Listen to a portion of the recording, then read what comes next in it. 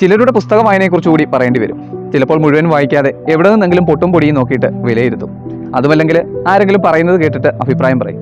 ഇത്തരം വായനാ രീതികളെയാണ് മുൻവിധി എന്നൊക്കെ നമ്മൾ പറയുക. ഒരാളെ മൊത്തമായി മനസ്സിലാക്കാതെ ചില്ലറ വർത്തമാനങ്ങളിലൂടെയും ഒറ്റ നോട്ടത്തിലൂടെയും ആസ്വാദനം തയ്യാറാക്കുന്ന രീതി. അങ്ങനെ വായനാശീലം തീരെയില്ലാത്ത ആളുകൾ ഒരാളെ വായിച്ചതിൻ്റെ ഭാഗമായിട്ടാണ് കുരിശുയർന്നത്. സുവിശേഷത്തിൽ നമ്മൾ വായിക്കുന്നുണ്ട്, അവനെ വിസ്തരിക്കാനായിട്ട് ചെന്നപ്പോൾ അധികാരികൾ അവനോട് ധാരാളം ചോദ്യങ്ങൾ ചോദിച്ചു. അവൻ അവരോട് ഒരു ഉത്തരം പോലും പറഞ്ഞില്ല എന്നാണ് വായിക്കുന്നത്. ഒരാളുടെ മൗനത്തെ പോലും വായിച്ചറിയുവാനെ കൊണ്ടുള്ള ശേഷിയില്ലാണ്ട് പോവുക എന്നല്ലേ. എന്തൊരു അഭിമാനത്തോടെയാണ് ചിലർ പറയുന്നത്, ഞാനൊന്നും വായിക്കാറില്ലെന്ന്. ശരിക്കും അയാളുടെ വിവരക്കേടിൻ്റെ ഭാണ്ഡം മുഴുവൻ അവിടെ അഴിച്ചു വെച്ചു എന്ന് വേണം പറയാൻ. വായിക്കാറില്ല എന്ന അന്തസ്സോടെ പറയുന്ന ആളുകൾ അയാളുടെ ജീവിതത്തെ പോലും ഒന്ന് ക്രോസ് റീഡ് ചെയ്തിട്ടുണ്ടാവില്ല. ഒരു മനുഷ്യനെ കുറച്ചുകൂടി റിയൽ ആക്കുന്നത് വായനകളൊക്കെയാണ്. നന്നായി വായിക്കുക, അതൊരു കലയാണ്.